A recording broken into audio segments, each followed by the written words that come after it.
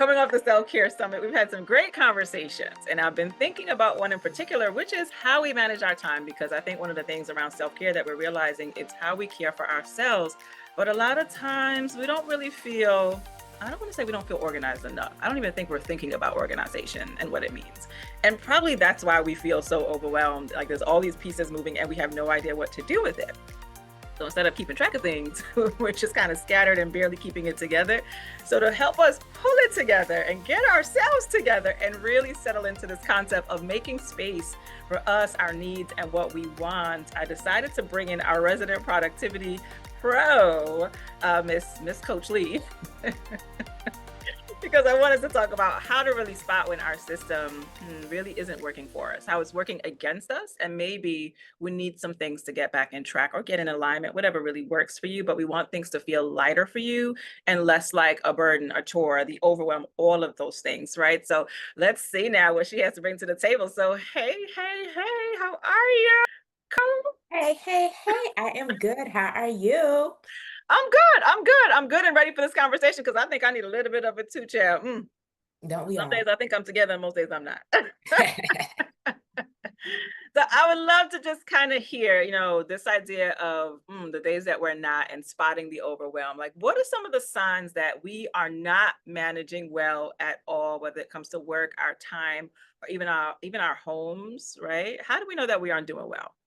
Irritability probably is a good place to start. Like, what's your go-to emotion when you're frustrated, when you're upset, when you're angry? Like, I know some people cry out of frustration and anger. Some people like get snippy or get short, have easily annoyed. Check those emotions. Like, you. And in knowing you, what's typically your go-to response emotion when you're annoyed, Yeah. aggravated, and you feel Yeah. bothered? When you Okay. start feeling that more regularly, or if you Mm, start feeling that when you can't even necessarily put a specific pin on, oh, this person cut me off. This is why I feel annoyed. You just going through your day and you're being short with people, but there's nothing specific that has happened to where you're doing this. It's probably because you're feeling overwhelmed internally and your body's trying to let you know, hey, we not okay in here. I'm trying to let you know. we're not okay. Yeah.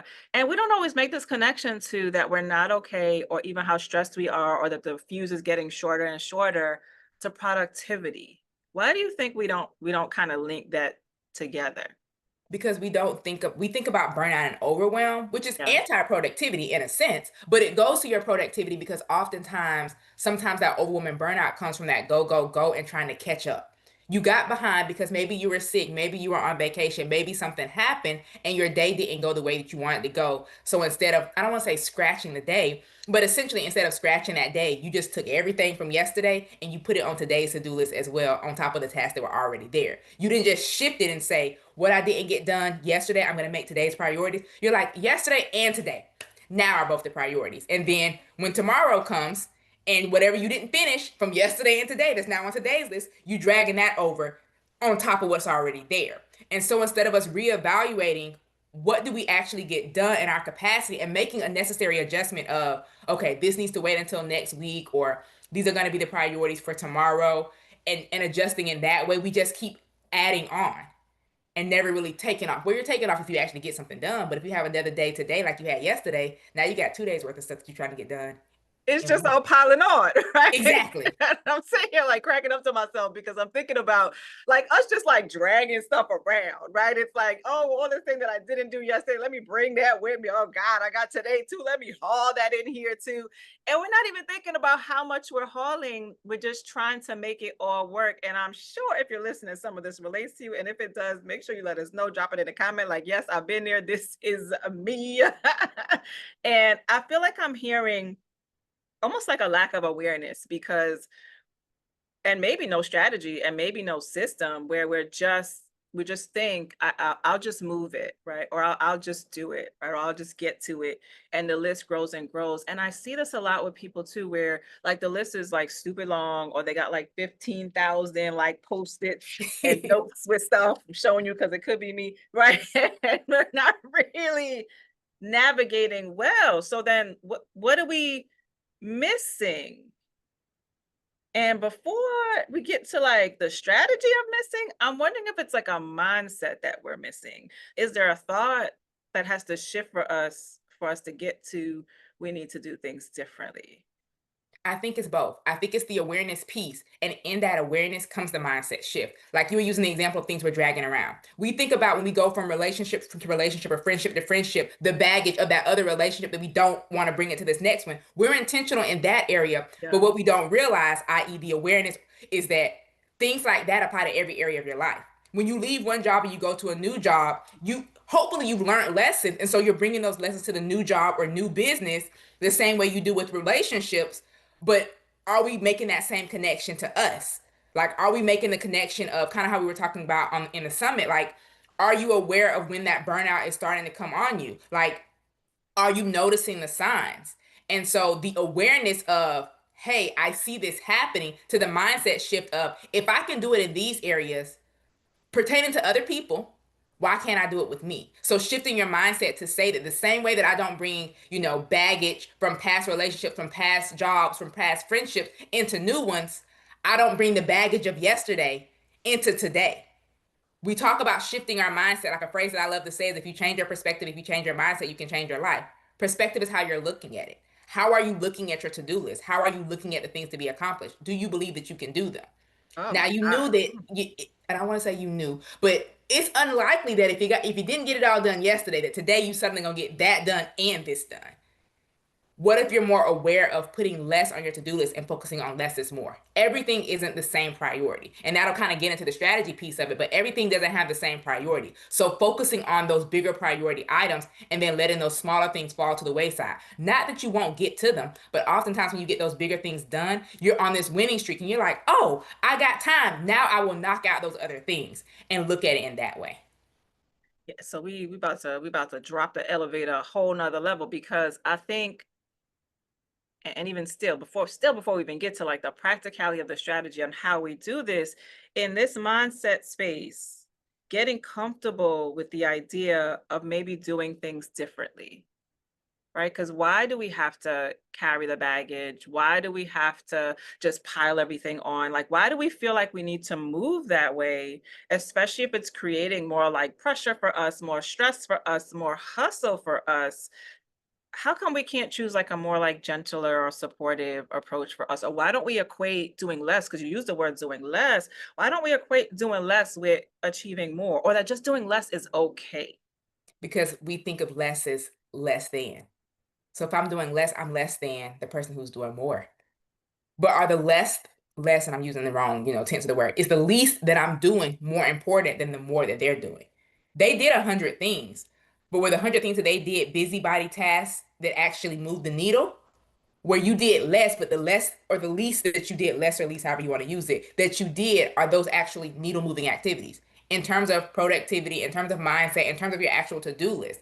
Like every task isn't created equal, which goes to the priority of everything isn't the same. What's more important, putting these files in ABC order or calling a client to get an invoice paid or to sign up a client? I'm gonna say probably the client. I'm trying to get paid. Exactly. Yeah, yeah, yeah. And yes, those smaller things, those ABC orders, that, ministerial work, especially with us being business owners, comes into play. We have to do both, but where are you putting your time, your energy, and your capacity? If you're at that point where you're like, okay, I'm burnt down and I know I still have to get something done, maybe that's when you go to those low level, low lifting activities, just because you're like, okay, this will make me feel accomplished that I did something today. But the Mm, balance is, we often start the day out with those low level activities and we never make it to those high value tasks. And so yeah. when you start moving things from day to day, you keep moving the big things. And so then when you look at your list, it's full of big things that, I don't want to say it's impossible, but it's pretty close to impossible to truly get all these big rocks moved in a day. Foods. Yeah, yeah, yeah. So it's a bit of understanding it's okay to work one in a way that's important to you, not based on what you see for everybody else, knowing what works for you, knowing when it's not working for you, and that maybe I also need to implement some help too with this, right? Because it's bigger than like doing and not doing. There's something happening in the background that makes you believe you have to work this way. So we've got to shift that, and we've got to teach you how to move the load in a way that Yeah. better suits you. Yeah. Yeah. Now, I don't know if you see this a lot, but do you think there's some kind of resistance sometimes to even the word productivity, just like that word? Because it almost sounds like there's like work there. And if you already have like a resistance to work or resistance, maybe even to being organized, or, maybe your mind just doesn't work that way too. Like not everybody, some people are like very concrete. Some people, it's like I'll start this, I'll forget what I'm doing, and you're moving from task to task. Like our minds operate differently in some sense. But um the word productivity, does that kind of mess people up sometimes, and is there a better way to look at it so that we can still like function and get to the heart of what it is? I don't know if the true word productivity messes people up, Okay. but people are so willing to embrace the word procrastinator. I procrastinate, I put things off. You're much more willing to embrace the negative words than the more positive words. Hmm. Productivity is producing something. We do all day long. When we're talking about being more productive, being more efficient, we're trying to focus on getting those needle moving activities done, those higher value activities done. So I don't think it's necessarily a misconception or a negative view around the word productivity. I think that we just have such, and I don't know why, a more positive view of being a procrastinator, of having all these balls in the air, of juggling all these different tasks. I get it. We live in a society that is overloaded with not just technology, notifications, information. So things are going to be coming at us left, right, and center, up, down, everywhere. But we have to decide which of the balls are we going to focus on as we try to juggle what is the priority. Because yes, I get that in any given day you can't necessarily say I'm only working on this project, because even before you get to that project you had to get yourself up, get yourself dressed, and get to the spot to work on that project, and potentially what might have happened at home might have already been a distraction to get you to project stage. So I get that we're going to play many roles in life, and sometimes those other roles that we're playing are going to bleed over into the project that we're currently trying to focus on and cause us distractions. But it's up to us to decide that I want to focus. I'm going to focus. I'm not going to let what's happening around me affect what's happening inside me. Mm, I.e., I'm going to focus on this project, and I know that life is going to keep lifing around me. But right now, this is where I'm going to be. I mm, know that an email is dinging. I know that my phone is ringing. I know that my coworker, my boss, a client, whatever it might be, is looking for me or wants me. But the project that you're working on, that client, that task, that all of that that's in front of you, they might not be asking for you right now because they on the paper looking at you like, please pick me. And yes, it does become a balance, because something that I found myself struggling with, like specifically with work, was I was focusing on the squeaky wheel. I was focusing on those things that are popping up. And though I was planning and working a week or two ahead in terms of work tasks, those things that are 5, 6 months down the line that are going to be bigger projects, I wasn't necessarily touching them. And so as the 5, 6 months get closer, now we're at month one, two, and you're like, oh, this is a big project. But I'm still trying to work on these things that are now here, versus if when it was 6 months away, I focused on a little bit today and a little bit down there, and I only had to do a little because it was so far away. Whereas now here we are a mm. month away, All and the now I gotta do pressures. so much more. And that's Yeah. where we get to that point of the things that were on today's to-do Uh-huh. list roll into tomorrow's, because you're trying to balance the present and Right. the future. Okay, okay. So then I think we're getting into, so what do we do? How do we get to those important things? And I feel like there's so many levels to this, and I'm trying to keep it contained in a good little pocket. And I want us to get to the skills that people could walk away from, but it feels like there's so many parts to this. So I want to speak to and for the folks who struggle to get out of bed, because you talked about that too, right? Where their struggle starts there and they feel like it's so hard to find the motivation and to get going. And even just that little task of taking that first step feels so tricky. What would you lend to them? And then we'll switch to the folks that are like, well, I'm here, but like I can't make the decision of where to go. So take us to the beginning, like, I think for yeah, those who are struggling to start, struggling yeah. to get up, Yeah. it goes to your why. Like, why is it important that you get up? You hear Mhm. people like, "Oh, I need to get up at 5 a.m." Why? Like, do you really need to get up at 5 a.m., or do you feel like you do because you hear everybody else in the world talking about Yeah, they're in the is that 5 a.m. reason club? applicable to you? Right. Right. Are you a 5 a.m. person? Because maybe you're not. Exactly. Somebody literally was saying, like, I need to get up at 5 a.m. I hit snooze and I didn't get up till 8. 5 to 8 that's 3 whole hours. Like you didn't even get up at 5:36 or even 7. You It's a 3 hours long later. two. And so I asked her, like, are you a morning person, or why do you need to get up at 5 a.m.? Like, do you really, or do you just feel like you do? And so then it was essentially with the work that she does, she needs the daylight hours to get up early. And so, okay, in the season where right now we're in the season where it gets dark, it gets light early and it stay dark late. Maybe right now you don't need to get up at 5 because you have more natural daylight hours right now. So maybe in this season, literally, fall, spring, summer Actual season, season. Yeah. maybe you do sleep a little bit later. And she was Yeah. like, I like to have my morning slow. Okay, how slow do you need to go? What can you do at night to prepare yourself in the morning? So asking yourself why and what can you do the night before to set yourself up? Because even if you are a morning person, I'm a morning person. That doesn't mean I always hop out of the bed ready to do the Ready to things. go. Sometimes I Mhm. still got to rub them eyes and think about, do I really got to get up right now? And so when we get back to the why and knowing that I prepared for this by picking out my clothes the night before, laying out the food, laying out the lunchbox, Mhm. getting the task together, or whatever it might be for the reason you're getting up, but go back to your why and make sure that Mm. your why is about you or something that's very important to you. Oh, I love that. So many things there. So your why, making sure it's connected to you. And again, noticing what works for you, because even that subtle shift of like the seasonal change and light that work for that person, they weren't accounting for that, right? And again, the value of working with folks, right? That's why you need a coach, y'all. Okay. So because there's blind spots that you just don't see. And like we're unnecessarily struggling when it could be a simple adjustment in the when that will work with your process, not even that you Exactly. need a whole big old process. But now for the folks who are, I'm trying to make a decision about, well, what is the big thing? What is my boulder? What do I need to bring from yesterday or not? How would you help them out if you could give them like one or two strategies and tips to help them make that decision and move? What would you suggest? Start with the end in mind. So if we're starting, now we need to start with the end in mind. What is that end result? What is that end goal that you're going for? Because if you're trying to get this boulder down the hill and that's the end result, okay, where is the boulder now in relation to the hill so that I can get that momentum that's going to let it just glide? So essentially reverse engineering. Start with the end in mind to figure out what do I need to do day by day, week by week, month by month that's going to help me to get to this end result. If we know the end result, we can start reverse engineering and figuring out the task.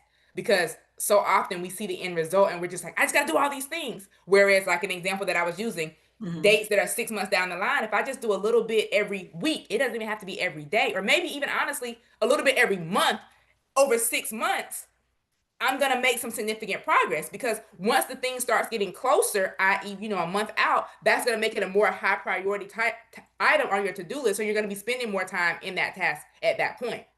So when you start with the end in mind, give yourself that roadway, that leeway, like that timeline essentially to know how important is this thing? Because maybe if it's something that the end goal is a month or 2 months from now, it might need to be a lot more high priority than something that might be 6, 8, or a year from now, though there's still things you need to be working on. So start with the end in mind to reverse engineer to create yourself a timeline so that you can make it realistic, so that you can make it work for you. And I guess second part of that, going deeper with that is once you know the end result and you're working on this timeline, we talk about capacity, we talk about what's going on around you. Like, look at what's happening for you in this season. Maybe right now is a slower season, and though this thing doesn't need to be done for a long time, you have the time and the energy and the space now to work on it because maybe you see in a month or two, hey, work's ramping up. I have travel plans, so I know that my ability to focus on this is going to be less. What can I front load now while I have the time so that when I don't have the time, I don't get behind and I still keep that end goal in mind? So we really can't just be so like, as I say, like tunnel vision, focus on what is like right here. Sometimes you have to step back and look at like your bigger picture and like what's coming up, what's happening, and kind of use that to kind of plan backwards. Yeah. Okay. Okay. Trying to sit in the shoes of like if I had way too much to do, where would that put me? So if we, all right, so we got y'all out of bed. We got you to making this decision about what you need to do and thinking about what's ahead. What about for those that like they kind of get there, they have the best interest in mind, and like emotionally they kind of get stuck too, right? I even think of like, high performers where it's like there's just so much going on, all the responsibilities that it almost feels like I can't slow down enough to look at the bigger picture, or there's just too many things happening. And again, back to this like overwhelmed kind of space. What would you lend to them? Going back to your why. Because if you go back to your why, maybe you'll see that, yes, I'm overwhelmed. Yes, I'm stressed out, but I'm focusing on things that don't go towards the bigger goal. I know that there are going to be times that we have to do things that we don't want to do. Adulting Mm. can be ghetto in that way.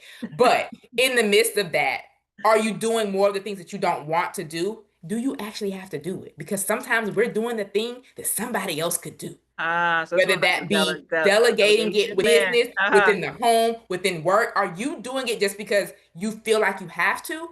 Are you doing it because you want to? Are you doing it because you need to? There Mm-hmm. are levels to it all. So Mm-hmm. I think that when you get to that place of like overwhelm and burnout, that's where I know you don't want to because you feel like you don't have time to do it. But do you want to spend more time spinning your wheels, wasting time, taking no action? Or do you want to pause for 5 or 10 minutes, take a step back and regroup? Okay, and why am I overwhelmed? Why am I stressed out? For me, when I get to that feeling, my step back is I need to do a brain dump because there's too much going on. So I need to get me a list in front of me so I can see, okay, What is it? now that I have this list, it's manageable. Where can I delegate? Where can I prioritize? What is the priority from this? And then I now have essentially a game plan again to start to take action.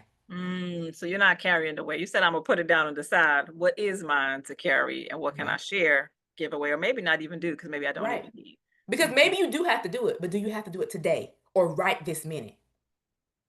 Okay. Okay. You've given us some powerful things to think about. Thank you so much. I appreciate you and the energy that you brought to this conversation. And I think just so many things and aspects and ways to think about this. And I hope in some way we've covered who you are and where you fall when it comes to being productive and getting things done and the experience that you have, because we know it's not always easy, especially as women of color, and the sense of responsibility that we may have. And sometimes that's actually the case. We are in these positions where we have a lot going on, but I think she really just brought you back. And it's such a good reminder that productivity is not about cramming in more. It's about making room for the things that actually matter. Going back to your why. Coach Lee, thank you so much for breaking this down in such a simple, digestible, doable way. We'll make sure to drop your information in the follow up and wherever you guys are seeing this so that everyone can connect to you. If you guys have questions, drop it for us too. And I hope you guys will take some bit of this and start working on it. And also understand too, if you're not able to, it is okay. Like reach out to her and get support. Maybe there's things that you are not seeing a way of life that you've been flowing with, but as you even slow down and come back to awareness, you realize, well, this is just not working for me. And what I have does not feel good. It doesn't feel like support. And that's what I need. I want support and not stress. And I care about me enough to know that I need a little bit more help. Right. But in the meantime, again, Coach Lee, thank you. Such a pleasure. Everybody, so good chatting with you. And we'll see you all soon.